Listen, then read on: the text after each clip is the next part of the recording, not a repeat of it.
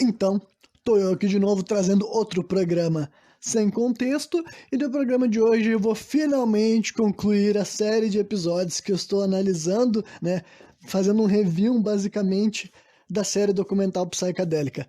Uma série que eu comecei lá atrás, né, comecei ano passado, e o primeiro programa que eu falei a respeito dessa série foi o seu contexto número 8. Vou aproveitar para reindicar todos os outros, caso alguém nunca tenha notado. Se vocês quiserem assistir essas análises em ordem cronológica, é o programa número 8, o 11, 23, 41, 50, 52, 53, 66, 77, 84, 87, 90 e o de hoje, que eu acho que é o 87. Então eu demorei 89 programas para analisar 14 episódios de uma série, né? Pra vocês verem episódios de meia hora. Pra vocês verem, então, como eu sou capaz, assim, de ficar... Como é que é mesmo aquela palavra que é popular hoje em dia? Procrastinando, né?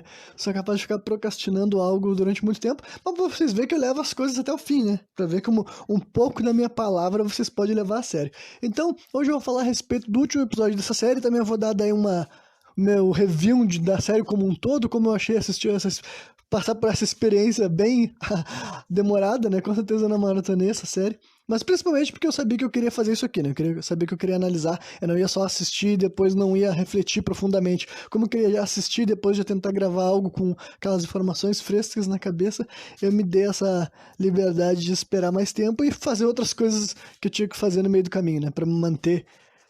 foda-se, tô dando mais justificativo do que eu precisava. Então vamos lá.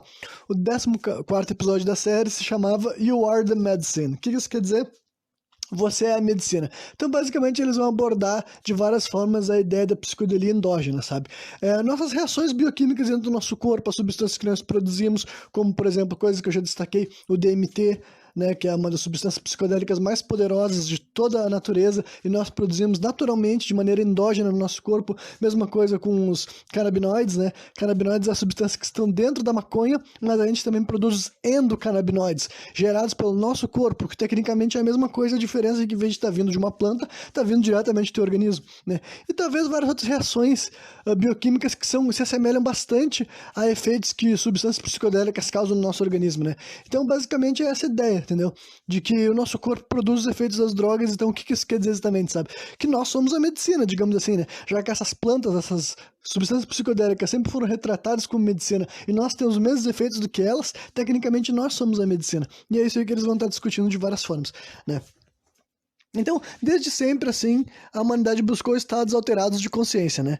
Eles destacam, inclusive, alguns outros mamíferos, né? Como, por exemplo, assim, os macacos fazem rituais de entrar em transe mesmo, eles vão meditar na frente, assim, de cachoeiras, por exemplo, sabe? E fazer rituais com movimentos específicos com o corpo dele, que são algumas formas conhecidas por entrar em transe, entendeu? A humanidade existe sempre, tipo, a gente sabe que a humanidade sempre buscou alterar a consciência deles, porque nós alteramos a nossa consciência de várias formas, seja performando uma atividade artística, tocando instrumentos musicais, fazendo uma atividade assim atlética também, esforço físico causa um estado de transe. Substâncias psicodélicas, claro, meditação, exercício de respiração. Então, né, com tudo que foi falado ao longo dos outros 13 programas, por isso que tem que assistir essas séries em ordem, para vocês acreditar mais naquilo que eu estou solidificando, né? O que eles conseguiram destacar e observar com bastante exatidão é que a humanidade desde sempre buscou estados alterados de consciência para fazer coisas específicas, né? Para realizar várias coisas, inclusive não foram apenas nós, né?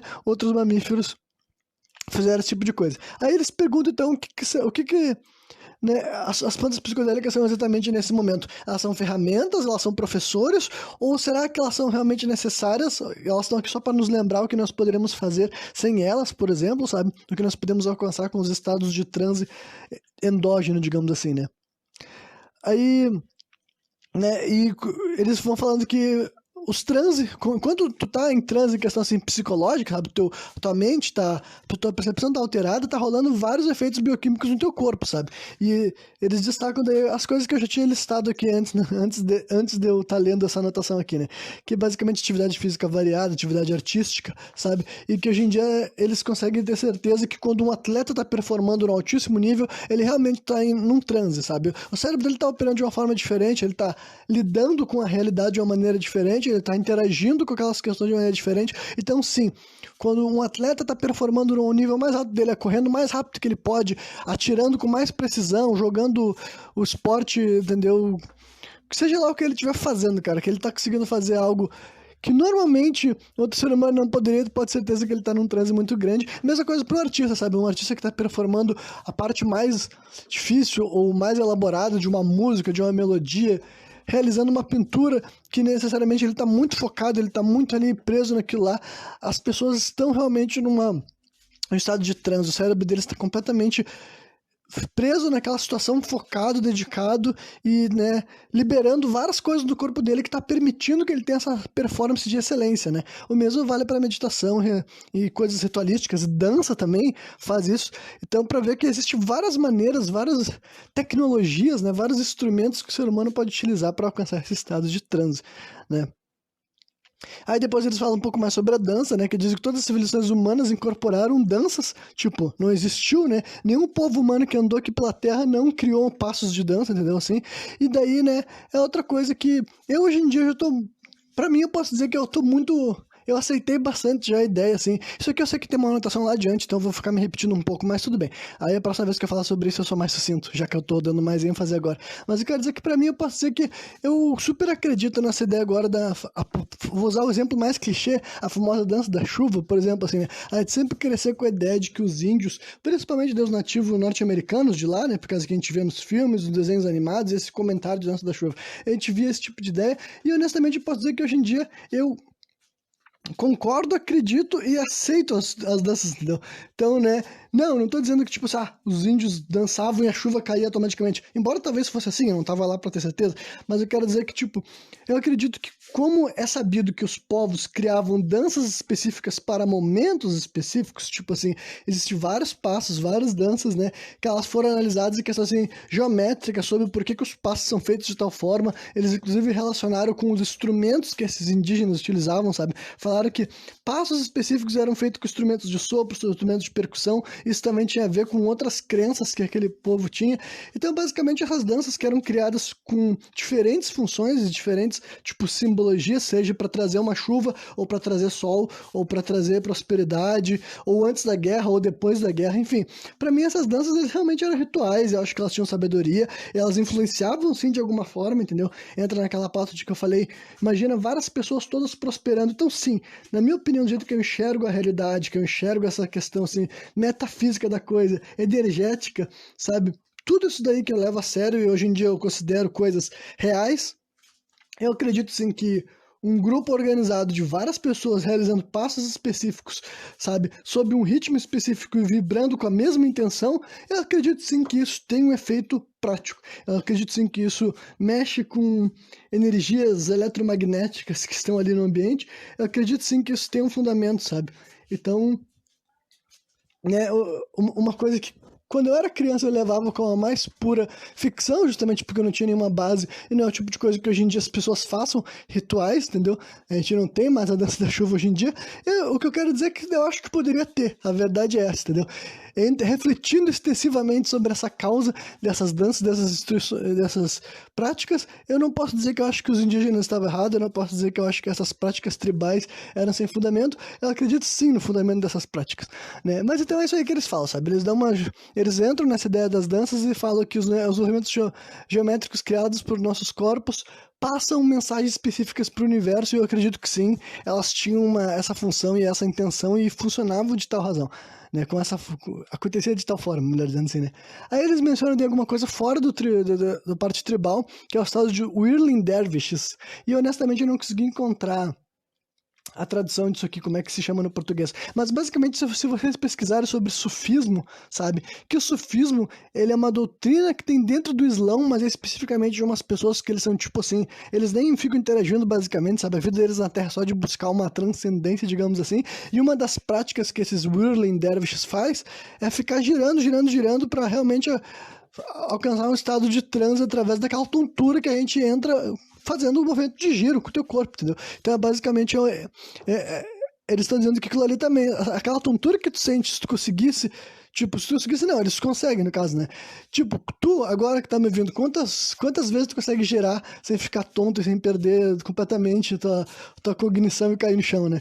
Talvez eu também não consiga muito, entendeu? Então, esses Whirling Devils é gente que um dos rituais deles envolve eles a ficar girando 3, 4, 5 minutos, e naquele estado ali que seria de extrema tontura, digamos assim, é quando eles conseguem, né, entrar em transe. E, tipo, eu nunca pratiquei, claro, porque eu não sou surfista e eu não vou ficar girando a troco de nada, mas, tipo, com certeza eu também consigo ver a metodologia por trás, sabe? Porque, né, com certeza vai te tirar do estado padrão de consciência, né? Se tu ficar girando tempo suficiente, é de se imaginar que a tua consciência não estará da mesma forma que ela tava quando tu não tinha ficado 3, 4, 5 minutos girando sem parar. Então é isso aí. Então, dando exemplo de como as pessoas movimentaram o seu corpo de maneira diversa, ajudava eles a entrar em transe, né? Aí eles mencionam coisa que eu já tinha falado aqui, por exemplo, que são danças de 2 dimensões, 1 dimensão e 3 dimensões, que isso está relacionado por cima com os instrumentos que eram utilizados por essas danças, sabe? E daí eles também mencionaram uma tribo que tem lá no sul da África, que eles têm um ritual que eles dançam por 24 horas, sem parar, e enquanto eles estão fazendo isso, eles estão na frente de um fogo, porque daí eles vão desidratando profundamente, e isso também é um negócio que facilita o transe, sabe? Porque, né, tá dançando, tá suando ali na frente do sol, é óbvio que tu vai se desconectar da realidade do plano físico e tu vai parar onde que tu quer, né? E mais uma vez eles destacam aquela história de que provavelmente todos os desenhos sagrados que a gente já enxergou feito em cavernas foi feito por pessoas em estados alterados de consciência.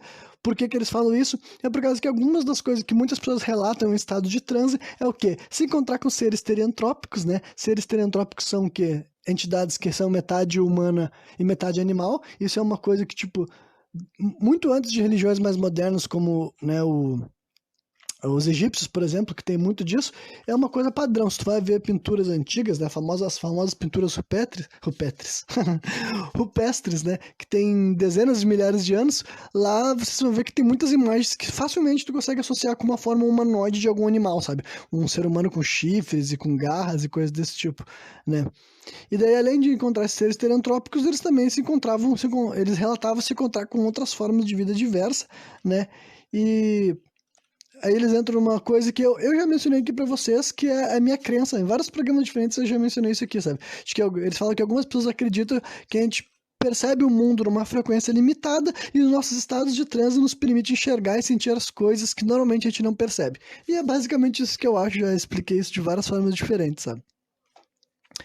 Ah, aí eles mencionam sobre algumas coisas assim, mais assim, biológicas de função ritualística, sabe? Que, tipo, rituais sempre foram relatados como coisas que ajudam as pessoas a se sentir melhor mentalmente, emocionalmente e fisicamente, sabe? E deixa eu ver aqui que eu comentando a respeito do estresse, os nossos pensamentos nos afetam mesmo sejam tá. Aqui daí, essa parte aqui específica, eles falam assim, e quando eles estão falando assim, nesse momento de cultos religiosos, é para todos os cultos religiosos até que a gente conhece aqui no Brasil, sabe? Não tem nada a ver com necessariamente algo tribal, sabe? As pessoas que vão num culto religioso, seja na igreja, seja num batuque, seja num culto espírita, elas relatam que ao final do culto, elas estão se sentindo melhores, entendeu? Fisicamente, emocionalmente e esse tipo de coisa. Tipo, deixando de lado toda a questão energética, sabe, espiritual que eu acredito, que eu levo a sério, sabe, eles apontam até pro lado biológico da questão que, tipo assim, só pelo fato de tu estar, assim, numa congregação, sabe, estar unido em torno de um ideal e tu acreditar naquelas palavras que estão sendo ditas, sabe, tem a ver com esse fato da crença, assim, e das músicas e tudo mais, aquilo lá te causa um efeito, um alívio químico, reações dentro de ti que vão fazer causar um sentimento de pertencimento, de se sentir bem, de bem-estar real, legítimo, sabe? Então é aquela coisa que, tipo assim, mesmo que fosse um truque, ainda assim seria um truque que funciona, sabe? Essa é outra questão, assim, sobre a questão das religiões, sabe? Mesmo que a pessoa queira negar a utilidade de práticas espirituais e religiosas, porque ela não acredita em nada energético e nada espiritual. Tipo, a questão energética eu já tenho que me acostumar a dizer que não é questão de crença, sabe? A energia existe e negar isso é tão absurdo quanto negar que existe gravidade, por exemplo, sabe? É o tipo de coisa que não tem mais que ser, tipo assim, vou deixar que essa pessoa aqui fale que não existe nada além do que a gente está enxergando, que não existe influências energéticas nas nossas vidas, né? Mas eu vou guardar esse tipo de range mais profundo para quando eu estiver fazendo um programa sem contexto, que não é sobre psicadélica. Mas agora, deixando de lado até isso daí, entendeu? Tem uma questão biológica, neurológica que acontece. As pessoas se a pessoa participar de um culto que ela se identifica, que ela está de acordo, que ela se sente bem, que ela se sente representada, ao final daquele culto, a tendência é que ela se sinta melhor do que quando ela entrou lá dentro, sabe? Então, funciona de qualquer forma. Eles até mencionam questões assim, se aprofundando nessa ideia de como, né, dá pra te enganar o teu corpo, pra te obedecer. Eles falam sobre a questão da risada, sabe? O sorriso, e de que, né, cientificamente falando, já estão dizendo que sim, tu pode te enganar a se sentir melhor com sorrisos e risadas, sabe? Então, tu buscar entretenimento no momento que tu tá se sentindo triste não é inútil não, entendeu? Não é real, sabe? Mesmo que tu pense assim, nossa, estou extremamente triste, extremamente infeliz, tu buscar meios de rir, e na verdade não só buscar meio de rir, se tu realmente só ficar sorrindo, sabe? Dizem que esse comando, essa expressão, as formas que o teu rosto pode usar para se expressar, sabe? As reações que o teu rosto pode exprimir, expressão de sofrimento, de dor, podem mandar mensagens pro teu cérebro, sabe? Se tu tá fazendo uma cara de dor, é porque provavelmente tu tá sentindo dor, sabe? E o teu cérebro interpreta dessa forma.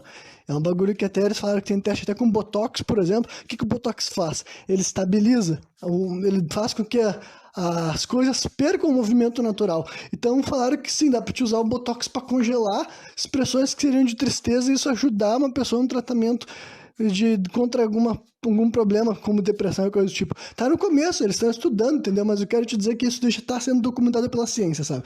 Então sim, uma boa maneira de tu fugir da tristeza é buscar se divertir, sabe? Uma boa maneira de... Quando tu tá se sentindo muito triste, é tu rir, se divertir, se distrair da maneira que for, sim, passa pro teu cérebro reações biológicas, sabe? Reações bioquímicas de alegria que é o suficiente para fazer alguma diferença na forma como tu tá se sentindo, sabe? Então, né, uma boa maneira de não estar se sentindo triste é tentar não se sentir triste, por mais que muita gente ache que isso seja impossível, né? Depois eles voltam para a ideia de que, tipo, desde o princípio da humanidade, a humanidade deixou claro que eles respeitavam e adoravam os estados de consciência alterada, sabe? Seja a música, que era uma coisa que alterava a consciência deles, seja as psicodélicos, sabe? Tudo que fazia com que a humanidade saísse do seu estado alterado de consciência, eles viam com bons olhos, eles viam como algo interessante, algo pertinente, algo que deveria ser explorado de maneira positiva na vivência deles por aqui, né? E depois daí eles vão entrar na respiração, que é outra das ferramentas que eu particularmente acho mais interessante. Eu venho vindo por uma constante de, como posso dizer assim, de abertura de mente para a ideia dessa ferramenta que é o poder da respiração. Hoje a gente já faço técnicas, tento incorporar práticas. Não sou um grande respirador ainda, tá ligado? Mas eu tô tentando porque realmente é uma coisa que sempre me deixava entretido não, me deixava fascinado, sabe? A ideia de que a respiração tinha tanto poder assim, só que só nos últimos anos eu fui me esclarecendo, e nesse programa aqui eles falaram algumas coisas, inclusive mais esclarecedoras, inclusive, né? Aí eles também falaram sobre as diferentes formas de respirações que podem ajudar a pessoa a alcançar um estado de consciência alterado. Então, por isso sim que a respiração é muito importante em yoga e várias outras coisas relacionadas à meditação, por exemplo. A respiração é uma puta tecnologia, uma puta ferramenta para fazer com que a tua consciência se altere, né? Aí depois, eu não me lembro exatamente que contexto que isso aqui tem com o negócio, mas se eu fiz essa anotação aqui, ela deve ter algo de importante, né? Mas eles destacam, assim, que dentro de cada um de nós existe uma representação do macrocosmo, sabe? O que é o macrocosmo? É o universo, entendeu? Dentro de mim, dentro de ti que tá me ouvindo, a gente consegue enxergar o nosso universo. Só que uma das melhores maneiras para conseguir nos ajudar a encontrar esse lugar é a respiração, entendeu? A respiração adequada, o treinamento, né? Aí você tem que pesquisar técnicas mais específicas para entender como que vocês podem aprofundar essa coisa, mas, né, tem mais informações referentes à prática da respiração adequada, digamos assim, ó, respiração não adequada, mas a respiração mais complexa, mais aprofundada, eu não sei qual é o termo mais, né, que é adequado para descrever esse tipo de respiração, né?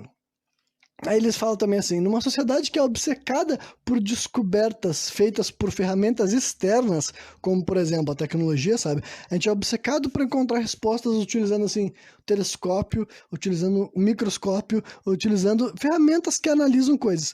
E o que eu tô dizendo aqui é que isso não tô dizendo que isso não é útil, entendeu? Estou dizendo que a gente é muito obcecado com a ideia de que nós vamos descobrir as coisas utilizando ferramentas externas, né? Então eles abrem a ideia de que respostas encontradas por uma autoavaliação interna são cada vez mais desacreditadas e questionadas. E não que elas não devam ser. Eu consigo entender, tipo, eu não acho que a série tava fazendo... Lá no final eles vão destacar esse assunto de novo, então eu não precisava estar esclarecendo isso aqui, mas lá no final eles têm uma frase dentro da própria série que eles destacam que essas coisas não são sobre...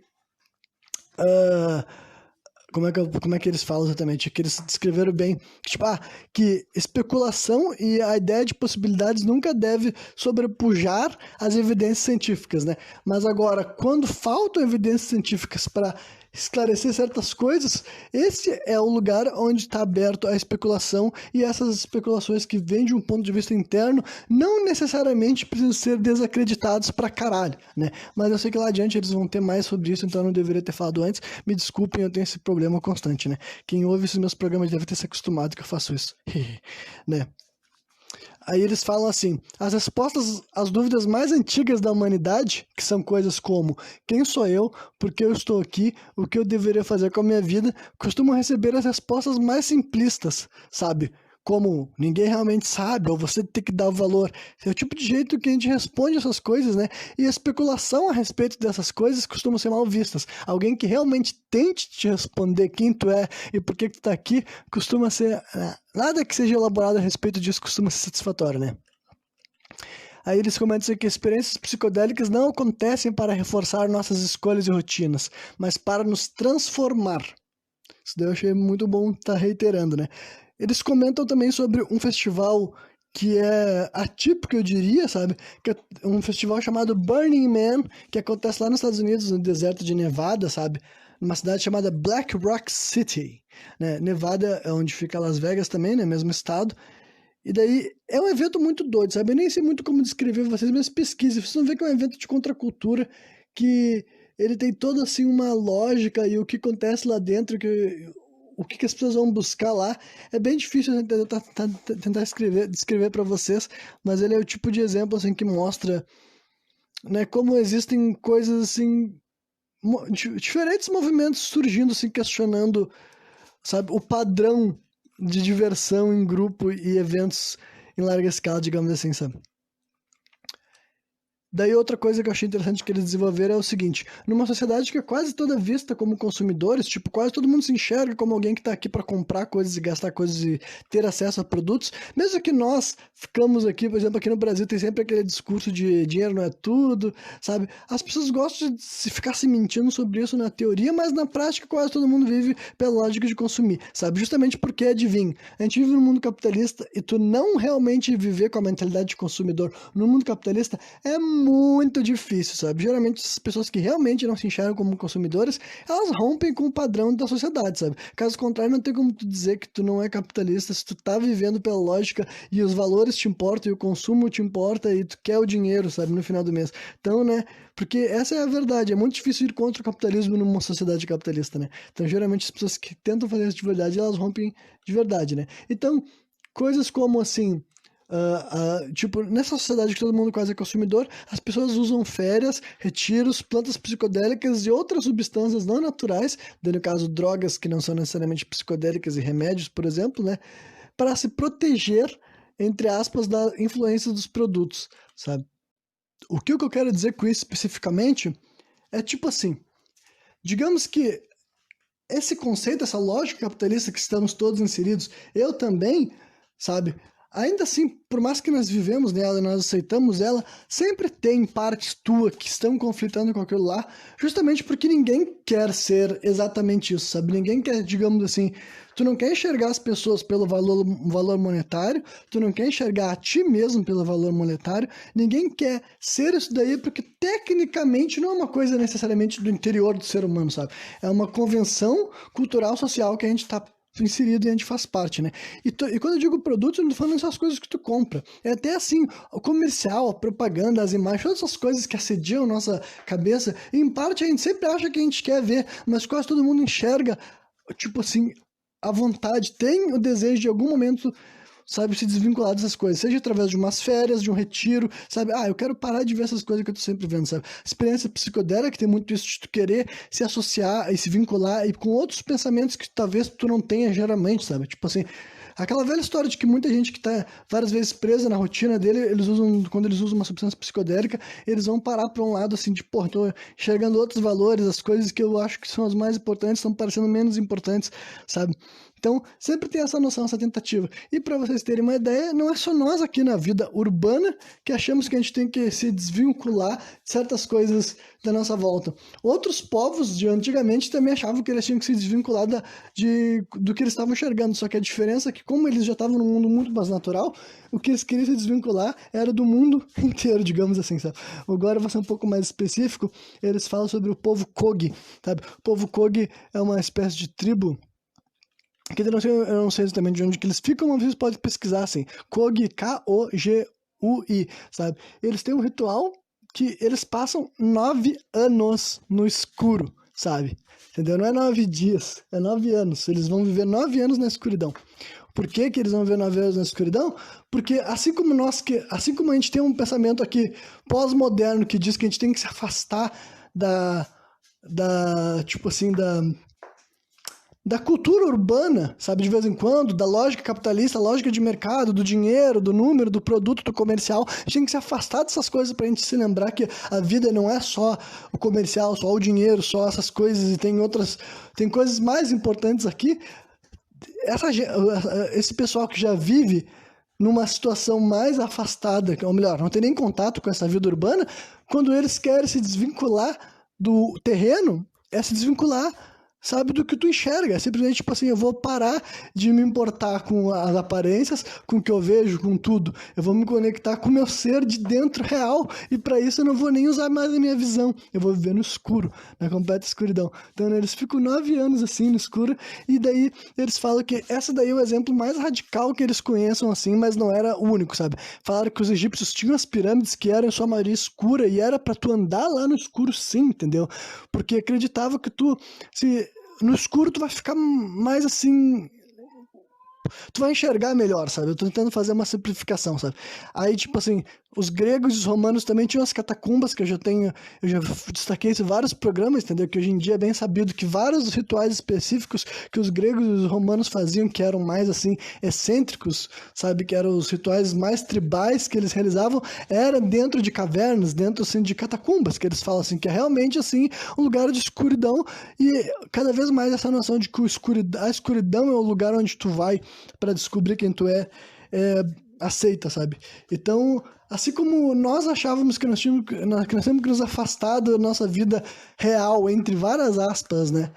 Indo para um retiro, eles achavam que eles tinham que se afastar da vida real deles, indo para a escuridão, sabe? Então, a gente ainda está um pouco distante dessa ideia de ficar completamente no escuro, né? E daí vamos ver o que mais tem adiante. Tá. Se refugiar na escuridão é uma forma de se livrar das amarras visuais mentais do dia a dia. Essa aqui é uma frase que eu escrevi que mais facilmente ilustra um pouco do que eu estava falando. Valeu a pena eu ter lido ela, acho que para algumas pessoas vocês entenderam, entendeu? Então, muita gente tem essa noção de que o que tu enxerga te engana, te ilude, te manipula, né? Aí eles mencionam que o John Chavez, né, no livro Questions for the Lion Tamer, que é um livro sobre o DMT, né? Questions for the Lion Tamer quer dizer questões ou questionamentos para o domador de leões, né? Falando sobre o DMT, essa substância psicodélica que já foi abordada nessa série, né? Ele disse que nesse livro daí, eles falam, né, que nesse livro daí o John Chavez aprofundou as questões que nós podemos fazer sobre como os nossos pensamentos e ações nos afetam biologicamente, entendeu? Aí deram exemplo de coisas como DMT, telepatia e sonhos lúcidos. Então, tudo umas coisas muito doidas e tal. E daí, eles mencionam assim, dietas estendidas que permitem que as pessoas viverem anos sem comida. Ah, sim, isso daí eu já conhecia também, né? Por exemplo, uma coisa que eu já fiquei... A primeira vez que eu falo disso fazia muito tempo, né? Desde quando eu era realmente criança ou adolescente, eu fiquei sabendo dessa informação e ela sempre me fascinou. E hoje em dia que tem mais informações, tu sabe que é real. Tem muitas pessoas que elas conseguem praticar o ato de fazer dieta, até que eles conseguem depois viver anos sem alimento sólido. Então, essa é eu vou falar um pouco mais do que eu mencionei do livro daquele cara, é porque essa é várias das coisas que ele está levantando. O quanto seres humanos, através de quê? De práticas e pensamentos, as duas coisas, sabe? Doutrinas reais de coisas que tu tem que fazer a forma que tu vive, entendeu? E além disso, pensamentos que tu tem, mentalidades, te permitem viver e fazer coisas que nós, enquanto sociedade aqui urbana, moderna, a gente considera impossível, entendeu? Porque é isso que esse tipo de coisa faz. Como é que alguém pode viver anos sem comer alimento sólido? Pra qualquer pessoa que tu falar isso, pra mim e pra ti, tu que tá me ouvindo aqui, se tu ficar algumas semanas sem comer, tu vai morrer, entendeu? Não tem como tu, no teu dia, do nada, falar assim, eu vou parar de comer carne por um ano. Carne não. Vou parar de comer comida por um ano. É impossível pra ti. Por quê? Porque tu não pode só fazer isso do nada. Tem que ter um fundamento, tem uma questão assim de comportamentos. E quando eu digo comportamentos, deve ser essas coisas tipo assim, respiração, prática, realmente equilibrar o teu organismo de uma outra forma bioquímica, sabe? Parar de sentir, o teu corpo parar de sentir necessidade de tirar o alimento da vida dele do alimento sólido que tu consome. Realmente existe uma doutrina, um fundamento que te permite fazer isso. E isso daí não vem sem o quê? Sem pensamentos, entendeu? Então por isso que é esse tipo de questão que esse cara levantou nesse livro, sabe? Quantas coisas nós podemos realizar com o nosso corpo, nós podemos realmente fazer. Por isso que ele falou a questão do DMT, sabe? Várias pessoas sabem, conseguem liberar o DMT dentro do corpo porque eles querem. Eles querem ter o que nós antes chamávamos de alucinação, entendeu? Ele quer ter uma experiência psicodélica e ele consegue ter. O sonho lúcido também, entendeu? O sonho que tu vai saber ter consciência, tu vai saber onde tu tá indo, com quem tu tá indo falar, o que tu tá indo buscar lá, né? Várias dessas coisas assim, entendeu? Muitas dessas coisas que algumas pessoas conseguem fazer, né? E a ciência hoje em dia não fala mais que, tipo assim, não é que nem antes que qualquer caso desse era visto assim, como exceção. Tipo, não exceção, caralho. Pensa que vários desses costumes, várias dessas práticas são milenares, entendeu? Sempre teve gente aí no mundo fazendo coisas conscientemente porque eles queriam, que eles conseguiam, e que eles sabiam como alcançar essa forma de esclarecimento ou de dominação de pensamentos ou dominação genética, biológica, a porra que for, entendeu? Eles compreendiam o corpo dele de uma maneira que hoje em dia a ciência está conseguindo comprovar que é real. Tipo, olha, realmente, esse cara consegue fazer essas coisas que para nós parece ficção. Para nós parece que um ser humano fazer esse tipo de coisa não teria como ser alcançável. Só que, né, o ponto é que também não é só, tipo, de se acordar e falar que vai fazer, entendeu? Não é tipo assim, olha só, nunca mais vou comer comida, ou outros exemplos que eu sei que eu tenho anotado aqui, não sei porque que eu ainda não cheguei neles. Ah, tá aqui embaixo. Eu já tava falando antes da hora, sabe? Tipo, técnicas de respiração que permitem que, tipo, tem algumas anotações que eu não deveria ler, era só para me lembrar, mas né, tá mencionando a respeito que hoje em dia o recorde mundial de uma pessoa que consegue ficar sem oxigênio é de 22 minutos, entendeu? 22 fucking minutos. Pra vocês terem uma ideia, no exercício de respiração que eu faço hoje em dia, eu consigo ficar 1 minuto e meio sem respirar, e já foi difícil chegar até aqui. E tipo, não, eu não acho que eu vou conseguir ficar 22 minutos sem respirar, mas eu acredito que praticando, um dia eu vou passar de 1 minuto e meio, sabe? Um dia eu vou alcançar 2 minutos, 3 minutos, 4 minutos, 5 minutos, por exemplo, sabe? Sem respirar. Então, tipo, o recorde mundial é 22 minutos. E para qualquer ser humano que não praticou, que não treinou, que não se esforçou para chegar lá, essa ideia é completamente absurda, né, gente? 22 minutos é muito, muito, muito, muito além do que a maioria das pessoas consegue ficar. Geralmente, eu acho, pelo que eu tô fazendo no meu exercício, acho que a maioria das pessoas que ficarem 1 minuto sem respirar já vão começar a sentir que eles não vão conseguir ficar muito mais, sabe? É que é um comando, né? Tipo assim, simplesmente é difícil saber quanto tempo real tu consegue ficar sem respirar, porque geralmente, muito antes de tu não conseguir mesmo, tu já vai respirar pela própria reação de desconforto de estar trancando tua respiração. Mas acho que a maioria das pessoas 1 minutinho já vão estar pedindo arrego, sabe? Então imagina que tem já teve um ser humano que conseguiu ficar 22 minutos, e olha, que esse é o recorde registrado, sabe? Do meu ponto de vista, eu imagino que deve ter tido várias pessoas assim que são sábios, entre aspas, gênios da respiração, que eles nunca teriam comprovado, porque eles vivem, sei lá, isolados no meio do mato, no meio de uma montanha, e eles nunca chegariam até o Guinness para falar, Guinness, deixa eu te mostrar aqui que eu fico 1 hora e meia sem respirar. Claro, eu chutei pra cima, eu exagerei, claro, eu não acho que alguém já ficou 1 hora e meia sem respirar. Mas eu quero dizer que a minha lógica sempre é essa, sabe? Se a maior conhecida é 22 minutos, qual será a maior desconhecida, sabe? Então, mas isso é uma coisa só pra deixar claro que o ser humano sim consegue ficar muito tempo sem respirar se ele aprender, se ele praticar, sabe? Esse é só outro exemplo de coisas, capacidades físicas que se alguém te falar e tu não tem a noção de que é real, que tem informações que acontece, pode parecer ficção, pode parecer não. O ser humano ficar 22 minutos sem respirar, isso não é possível, mas é possível, sabe? Só que a questão é que tu não vai fazer isso do dia pra noite não, meu filho. Se tu acha que tu vai só acordar amanhã e tu vai conseguir fazer isso, tu vai falhar miseravelmente, né? Daí eles mencionam alguma a respeito de algumas outras coisas físicas incríveis que a humanidade faz em momentos mais, assim, marcantes, sabe? Eles deram exemplo que antes tinha uma marca do 4-minute mile, isso quer dizer correr uma milha em 4 minutos. Uma milha é uma medida estúpida lá dos norte-americanos, né? É um pouco mais de 1 quilômetro. Mas o ponto é que durante algum tempo era assumido que ninguém poderia fazer isso, sabe? Nenhum ser humano conseguiria correr uma milha em 4 minutos. E depois foi conseguido, cada vez foi quebrado mais e mais e mais, sabe? Aí eles deram exemplos de resto. Momentos específicos que seres humanos fazem coisas com o corpo deles que eles parecem que não poderiam fazer, sabe? Força de vontade e força física, sabe? Eu vou dar um exemplo assim para vocês terem uma noção. Essa aqui não é nada que eles falaram nessa série, e nesse episódio, mas eu acho interessante. Vocês pesquisem só assim, Homem da Montanha na Índia, sabe? Só bota assim, Homem da Montanha, escrevam Índia depois, vocês vão encontrar essa história, que é um caso que eu nunca me esqueci. Esse deu um exemplo que eu acho perfeito para mostrar isso daí, sabe? Que a gente sempre se lembra de várias histórias ruins que a humanidade fez. Eu sempre tô falando de coisas ruins que a humanidade faz, mas a história desse tio daí é o exemplo da humanidade sendo fantástica, sabe? E desse cara sendo fantástico, mas né, ele faz parte da humanidade, então é o exemplo da humanidade sendo fantástico e mostrando o quanto que a gente consegue fazer as coisas realmente assim surpreendentes e por uma questão assim, de propósito mesmo, sabe? Aconteceu com ele, o caso desse tio é o seguinte, ele tinha uma esposa que morreu porque eles moravam numa cidade lá na Índia que não tinha nenhum hospital, e o hospital mais perto era numa cidade vizinha que era um pouco maior, e demorava 45 quilômetros para chegar até lá, e a mulher dele morreu. Aí esse cara daí, durante um período que foi quase 30 anos, com um martelo e aqueles... Esqueci o nome, aqueles espigão, sabe? Eu não sei se é esse o nome.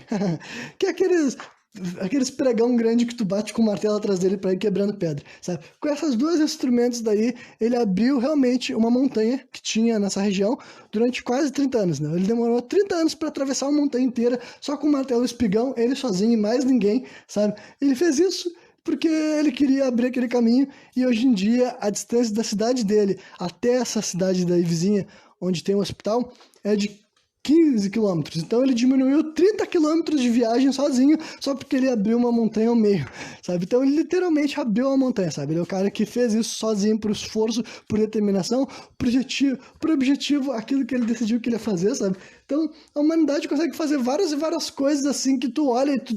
Cara, olhando hoje, entendeu? Se tu não sabe o objetivo da pessoa, o foco, a determinação, o quanto que aquilo lá já tá dentro dela e é um negócio que ela falou que ela vai fazer e ela vai trabalhar duro para aquilo lá acontecer, se tu não tem essa capacidade de aceitar isso, tu vai sempre se ver que tu tá sempre errado, sabe?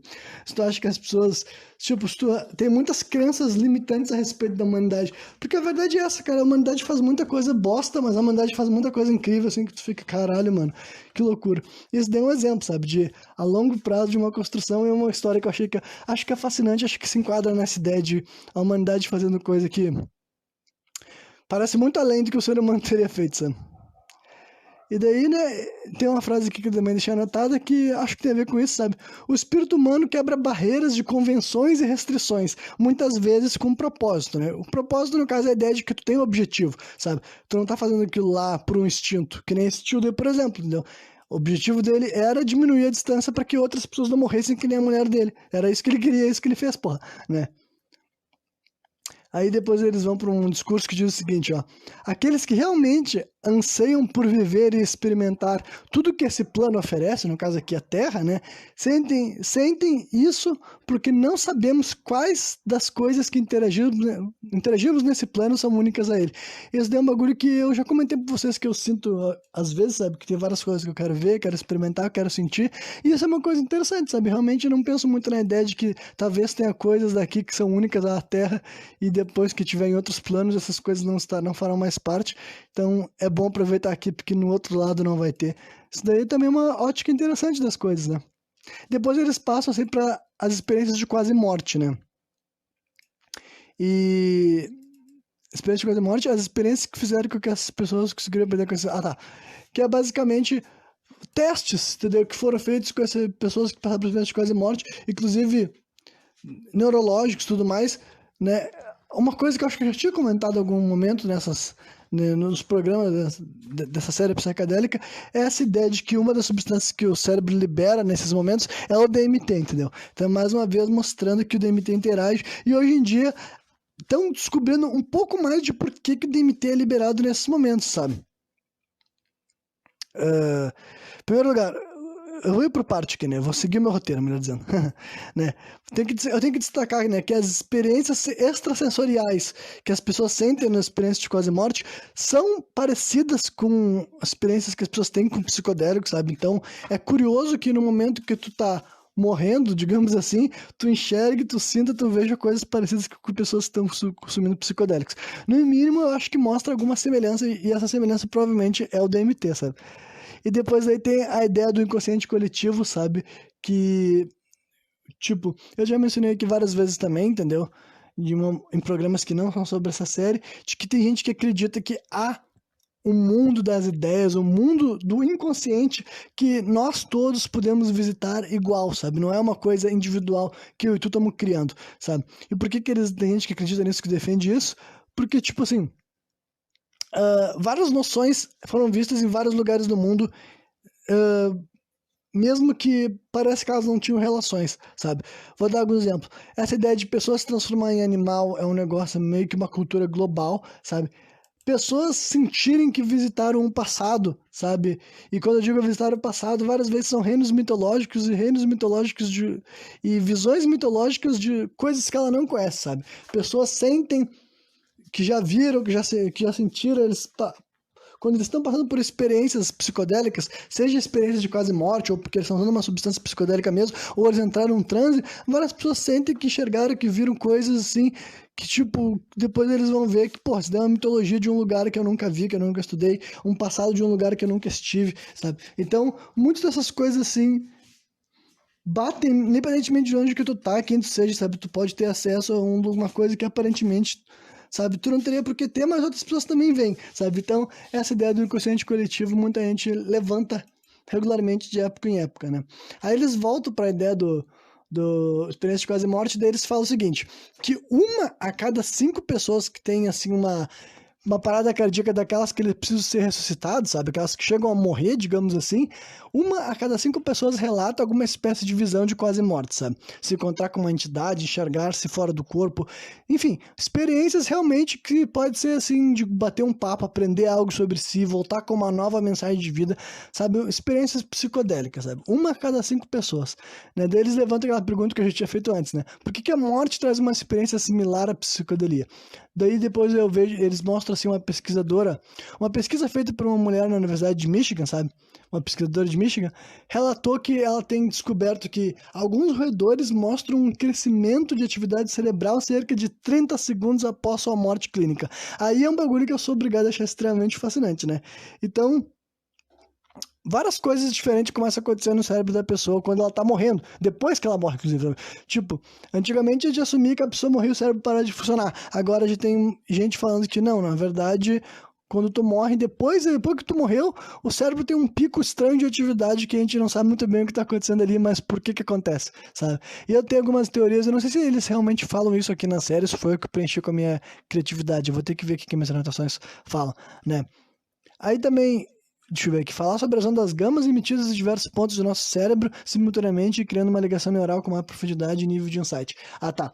Isso daí, então, acho que não tem muito a ver com a parte ali da morte clínica, que a gente já pulou para outro tópico. Mas é basicamente um negócio assim de que é o sentimento, eles entram especificamente naquele sentimento que eu já senti várias vezes, talvez vocês vão conseguir identificar, mas é que tem alguns momentos que tu tá fazendo algum raciocínio, tá tendo alguma percepção, tá concluindo algo dentro de ti, sabe? Quando tá recebendo uma informação nova, por exemplo, que tu sente que aquela informação é bem relevante, sabe?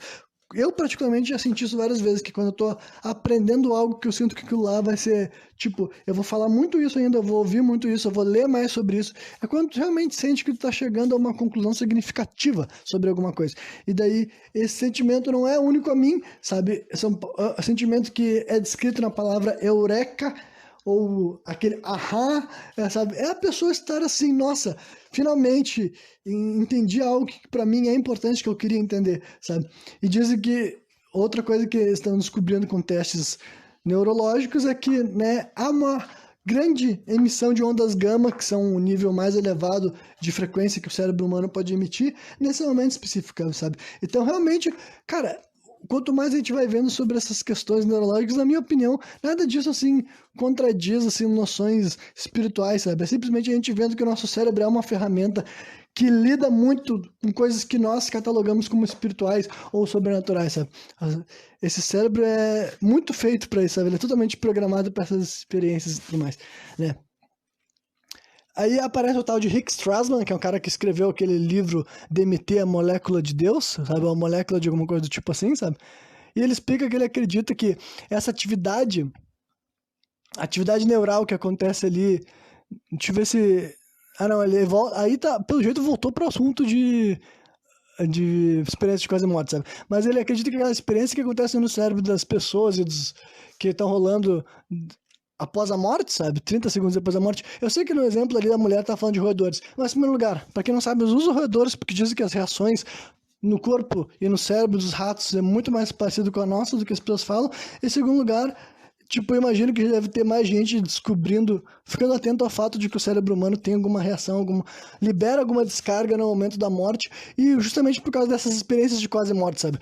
Lembre-se que eu tô falando que o cara que foi ressuscitado, entendeu? Não é alguém que teve um ataque cardíaco e não morreu. É alguém que literalmente morreu, só que a gente tá conseguindo puxar ele de volta, sabe? Então, ele tá trazendo umas informações, digamos assim, que só tem quem tá morto, sabe? Aquela famosa história de que o que tu enxergou depois que tu morreu? A maioria das pessoas não pode falar, só que agora que a gente tá fazendo esse processo de ressuscitar, tem muita gente que tem o que falar, sabe? E que eles falaram ali, 1 a cada 5 pessoas dizem que tem experiências psicodélicas, sabe? Então a verdade é que quando tu morre, tá acontecendo alguma coisa ali sim, entendeu? E eu tenho uma teoria também, mas primeiro deixa eu voltar para Rick Strassman. O que ele tá falando aqui, né? Ele explica que essa atividade basicamente demonstra que tanto quando você morre, quanto você está tendo uma jornada psicodélica, ou então um sonho lúcido, você está deixando o seu corpo. Aí então ele não vai ser mais explícito, eu vou ser, mas é basicamente isso, entendeu? Se vocês ainda não entenderam o que ele quis dizer, é que sim, esse daí basicamente é o processo que acontece quando tu tá deixando o teu corpo, sabe? Não sei se é necessariamente o teu espírito indo viajar ou só a tua consciência se despertando, mas faz todo sentido, sabe? Quando tá dando uma jornada psicodélica intensa, tu vai se desvincular do teu corpo físico e tu vai parar em outras dimensões, em outros lugares, sabe? Quando tá tendo sonho lúcido é a mesma coisa. Tu vai se desprender, tu vai se desempregar do teu corpo físico nesse momento, ou da tua consciência limitada ao teu corpo, e tu vai ir para outro lugar para viver o que tu tem que viver, enxergar o que tu tem que enxergar. E quando tu morre também, sabe? Tu tem que passar pela mesma experiência, o teu cérebro vai ter que soltar as mesmas coisas, entendeu? Então, eu acredito que isso daí faz bastante sentido, entendeu? Porque, né, é a única coisa que tu consegue ver o que realmente tem em comum morrer com usar psicodélico e com ter um sonho lúcido, sabe? O fato de que tu tá deixando o teu corpo de uma forma ou de outra, né? Aí uma coisa que eles estão descobrindo também é que o DMT parece ser um neuroprotetor. O que é isso? É que, ao contrário do que algumas pessoas podiam achar, entendeu? O DMT te permite ter essas jornadas depois que tu tá saudável, porque ele evita é uma substância que ele também evita que teus neurônios sejam agredidos. E o que as pessoas estão sustentando para fazer isso? Porque eles dizem que uma das formas que eles têm notado que o DMT é liberado no teu corpo é quando tem pouco oxigênio no teu cérebro, sabe? Então, quando tu tem pouco oxigênio no teu cérebro, geralmente tu pode sofrer danos cerebrais, sabe? Então, aparentemente, parece que uma boa maneira de se defender de ter danos cerebrais é liberar DMT no teu cérebro. Então, é como se fosse uma reação que o teu corpo tem quando tu tá tendo quando tu morreu, digamos assim, sabe? Ele vai proteger teus neurônios liberando DMT, digamos assim, sabe? E daí também isso se vincula a outra coisa que eu acho interessante, que é a ideia de que se tu ficar sem respirar, entendeu? Aumenta a chance de tu forçar o teu corpo a liberar uma descarga de DMT para ter uma jornada psicodélica. Isso aí finalmente eu entenderia porque que dizem que os meditadores excelentes conseguem ter jornadas psicodélicas, tipo assim, sem usar substâncias, sabe? É o que muita gente sempre falou, entendeu? Até nessa série que é dito que um cara que ele é meditador há muito tempo e ele está acostumado com práticas de respiração avançadas e tudo mais, ele consegue ter experiências transcendentais da mesma forma que uma pessoa que disse que está fazendo uma jornada com ayahuasca, sabe? Uma experiência com psicodélico, com outro tipo de psicodélico, tipo psilocibina e tudo mais, sabe? Cogumelo. Então, aí eu conseguiria ver, entendi, então a partir do momento que eu consigo respirar muito pouco, a chance de eu forçar o meu cérebro a liberar DMT, e isso daí eu vou ter a minha jornada psicodélica, mesmo eu estando sentado, enquanto eu tô respirando, enquanto eu não tô respirando, é muito mais alto. Então, achei muito interessante, sabe? Realmente, várias dessas coisas estão, sabe, cada vez mais permitindo que eu correlacione coisas que eu já achava interessantes, mas eu não sabia exatamente o que elas tinham em comum, né? Aí, depois eles continuam falando assim, que teorias são comprovadas e desaprovadas diariamente, sabe? A maioria das pessoas anterior à sociedade moderna acreditavam que as estrelas e os planetas giravam ao retorno da Terra, sabe? Ao contrário do que muita gente acha, não, o terraplanismo nunca foi consenso mundial, cara. Não, não, não. Justamente porque qualquer povo mais inteligente que entendia de astrologia, por exemplo, e astronomia, não compreendia assim. Eles não sabiam, não entendiam a compreensão do universo que a gente compreende hoje em dia, sabe? Mas ainda assim eles achavam que as coisas giravam ao redor da Terra e não que a Terra era plana, filhos da puta, né? E daí a maioria das pessoas não sabia absolutamente nada de organismos micróbicos, sabe? Até o século passado, digamos assim, muita gente nem acreditaria que se tu tentasse explicar para eles. E há 50 anos atrás, a gente não tinha nenhuma comprovação de que o nosso corpo, nosso próprio organismo, produzia um dos compostos químicos que mais altera a nossa percepção da realidade, sabe? Então, hoje em dia, a gente sabe que o nosso organismo produz DMT e daqui a 50 anos a gente vai descobrir muitas coisas que hoje em dia a gente sequer pode imaginar, né? Aí tá aquela frase que eu tinha falado para vocês, ó. Especulação nunca deve se sobrepor às evidências científicas e seus métodos. Ainda assim, né, eles reforçam com alguns exemplos aqui, ó. Einstein alegou ter chegado às suas melhores conclusões enquanto tomava um banho, não no laboratório, sabe?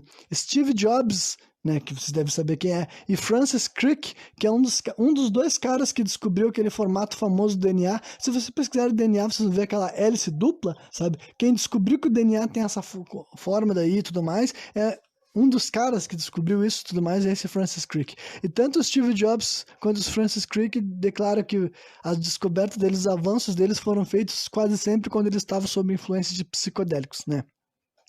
Então, aquela velha noção de que muita gente fala que descobriu e avançou, não porque eles estavam fazendo assim uma coisa super analítica, mas porque eles seguiram um fluxo, sabe? Independentemente de serem cientistas inteligentes pra caramba, né?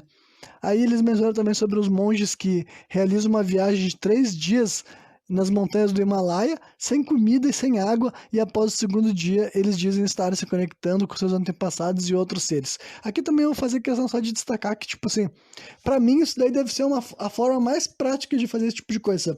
Pra quem que tá me ouvindo que é muito cético, sabe?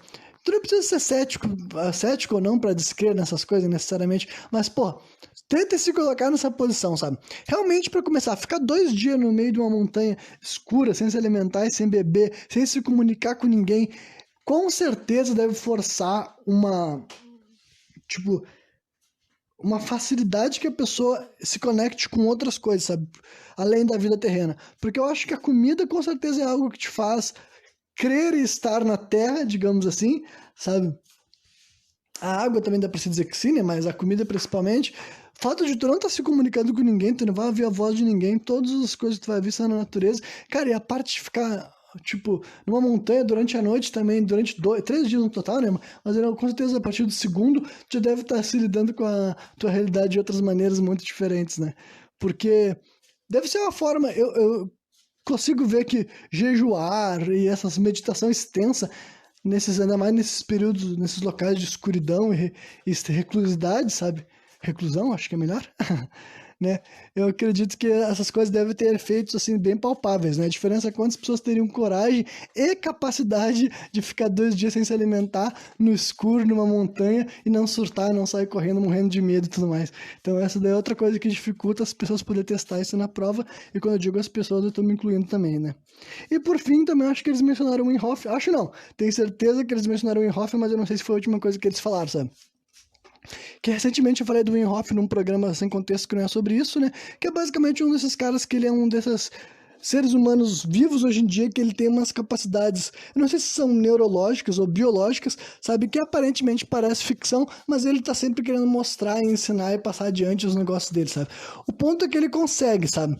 Mas, né, se qualquer pessoa conseguiria fazer as coisas dele seguindo o que ele faz, eu não sei, porque ele faz coisas bem extraordinárias, tá ligado? Aí entra várias questões, eu realmente acredito em questões como reencarnação, por exemplo, então pra mim, eu acho que muitas dessas questões, eu acho que pode ser uma sabedoria de vidas passadas, que tipo assim, simplesmente se tu achar que tu vai, supondo que tu nunca teve experiência com isso em outras vidas, eu não acho que é nessa vida atual que tu vai conseguir alcançar um nível tão alto de dominação dessas questões de meditação, porque o Wim Hof é o tipo de cara que ele já fez várias coisas, ele já comprovou, fazendo testes em laboratórios, fez várias coisas que a ciência não conseguia acreditar que era possível o ser humano fazer, sabe? Por exemplo, um dos testes mais famosos dele, tipo, eu já destaquei que, por exemplo, ele escalou o Monte Everest sem nada, sabe? Ele tava sem camisa, só com uma bermuda. Então, tipo assim, o cara subiu até um dos lugares mais frios do mundo, mais difíceis de respirar, ar rarefeito e os caralho, perigo pra saúde, ele subiu lá, voltou saudável, sabe? Os testes que ele faz, assim, que ele deixa os caras botar um monte de máquina nele pra saber se ele tá bem, entendeu? Ele fez um teste que ele ficou 8 horas submerso, do pescoço pra baixo, em água gelada, sabe? Aquela água geladíssima, o máximo que a água pode estar antes de congelar, sabe? E testando ele, falaram que o cérebro dele não mudou, para começar, não mudou a temperatura corporal, falavam que inclusive subia de vez em quando, entendeu? E ele saiu de lá assim, ele estava sempre consciente, nunca, sabe, é o tipo de coisa que a ciência sabe, olha, qualquer outro ser humano, não é qualquer outro, né? Com certeza deve ter outros seres humanos que também são extraordinários, que nem o Wim Hof, mas eu quero dizer que a média da ciência, eles ficam assim, porra, eu não sabia que era possível, sabe? E esse cara faz isso constantemente, né? Ele é aqueles caras que eu já falei aqui, ele fala que ele não fica doente, que ele consegue liberar DMT, consegue liberar canabinoide, sabe? No corpo dele. Enfim, várias coisas assim que pra tu ouvindo e tu pensa assim, eu não vou conseguir fazer isso, né? Mas ele ensina, ele passa os métodos de respiração, sabe? Só que a questão é que ele realmente tá muito avançado, sabe? Que nem eu falei, eu não acho que todo mundo que tentar vai conseguir escalar o Everest. Inclusive, isso não é um desafio. Não tentem escalar o Everest sem camisa. Acho que talvez vocês não estejam prontos. E é isso aí.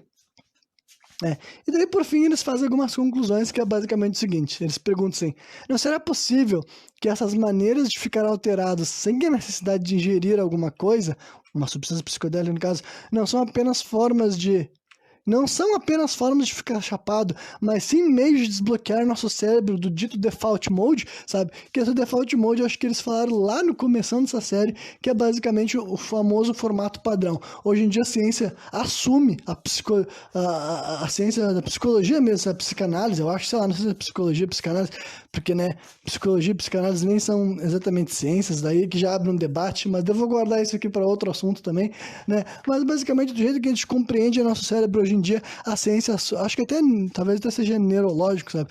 Assume que tem um default mode, um modo padrão que o cérebro humano opera, que é um default mode muito preocupado com o resto do mundo, sabe? É muito preocupado assim, o que nós estamos percebendo, melhor dizendo, como que eles estão me julgando, o que eu devo fazer com relação aos outros, sabe? O que eu tenho relacionado a obrigações, horários, esse é o default mode do cérebro. E quando tu tá em trânsito, tu pode ter certeza que teu cérebro não tá operando no default mode, sabe? E daí, essa é a questão. Quem sabe que a gente conseguir entrar nesses estados de transe sem as substâncias psicodélicas, pô, eu não entendi porque eles fizeram a questão de falar isso, mas, né, sem essas substâncias psicodélicas, é o nosso cérebro, assim, a gente conseguindo desbloquear um estado que é mais natural, que é mais real do que o dito default mode, que a gente assume que é a nossa forma de pensar padrão, mas eu acho que ela está muito mais a ver com a nossa forma de a gente viver, a nossa vida em sociedade, a nossa cultura atual hoje em dia, do que realmente assim o normal do ser humano, sabe? O ser humano, né, o que eu falei, nem o capitalismo é o normal do ser humano, simplesmente coisas que a gente convencionou e se adaptou, né? Mas quem sabe a gente liberar esses estados de consciência expandida consiga nos mostrar que de vez em quando a gente está muito focado, dando muita importância, valorizando muitas coisas que não tem lá tanto significado assim, ou pelo menos não precisava ser tão importante assim na nossa vida, né? Então, foi isso aí, né? Essa foi a série Psicadélica. Vou dar meu feedback final como um todo. Eu achei essa uma série boa, deu questão assim, de produção, eu achei legal. Eu acho que a maioria das pessoas que eles chamavam ali para falar, eles tinham uma linguagem boa, acessível para quem compreende o idioma norte-americano, sabe?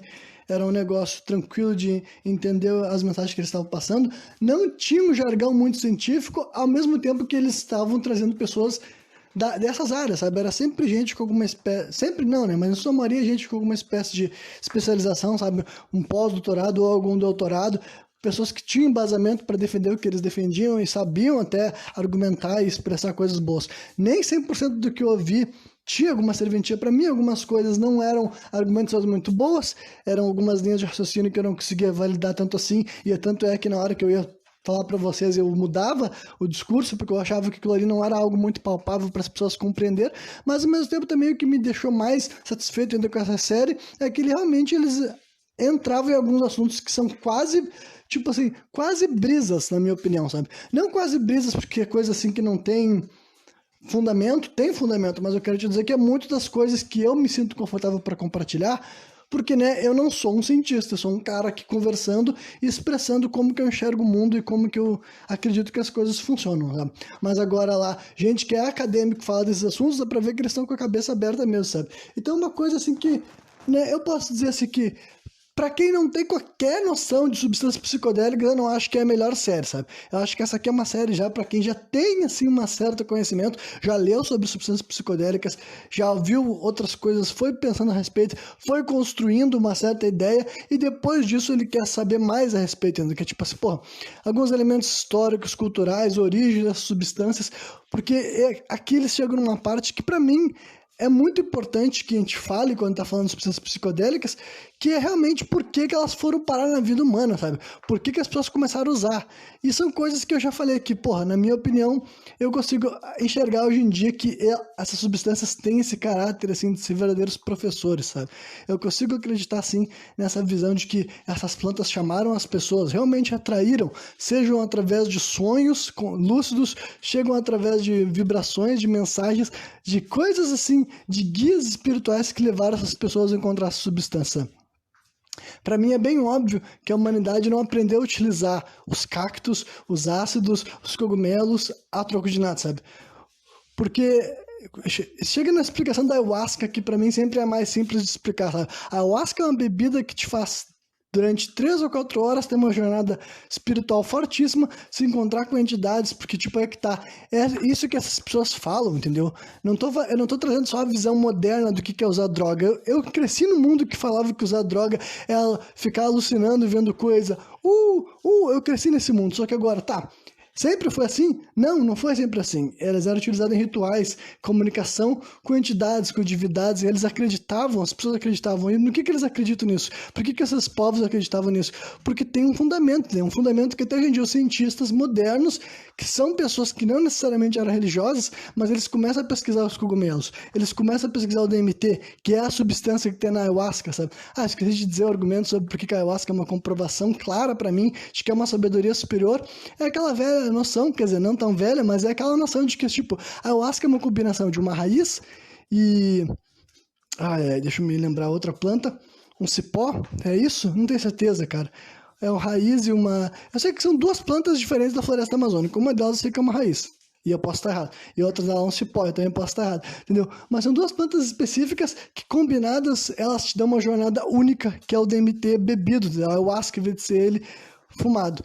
E isso daí, cara... É uma coisa que tu me dizer que essa sabedoria, esse conhecimento, essa espécie de noção que combinando 2 plantas específicas vai fazer manter uma jornada fantástica de 3, 4 horas conversando com Deus e vai voltar de lá com respostas significativas para tua jornada aqui na Terra. Tu vai me dizer que isso daí foi descoberto por um acaso? Foi descoberto na tentativa e erro e não numa espécie de... Eles não foram guiados, entendeu? Foram guiados, eles falaram que foram guiados. Os índios falaram que foram guiados pros cactos, falaram que foram guiados pros cogumelos, falaram que foram guiados para ayahuasca, para todas as plantas psicodélicas conhecidas. A história sempre é a mesma. É sabedoria, é medicina, é tratamento espiritual, é tratamento biológico, é tratamento astral, é tratamento energético, enfim, é medicina. Então eu acredito nessas histórias sim, sabe? O que de maneira nenhuma quer dizer que eu compactuo com essa nossa noção moderna de se drogar, troco de tudo, troco de nada, e tudo, sabe, é só usar substância que vai ter evolução. Não é, entendeu? Esses povos utilizavam no contexto ritualístico, com sabedoria, com alguém te guiando, com alguém te ensinando a enxergar, a viver. Então, tipo assim, Cara, olha, não que eu esteja convencido que é só fazer que nem os índios faziam, sabe? Que tá tudo certo. Até porque cada povo, cada cultura tinha sua tradição. Elas não são todas iguais, elas não se confirmam, tudo, entendeu? Mas eu quero te dizer que abrange a tua mentalidade e eu posso dizer com convicção, sabe? E deixando de lado só os transes psicodélicos, que essa série também fala bastante dos transes musicais, das danças, dos rituais em grupos, os eventos tribais que aconteciam, sabe? Eu também posso dizer que eu acredito no significado, na importância desse tipo de coisa, sabe?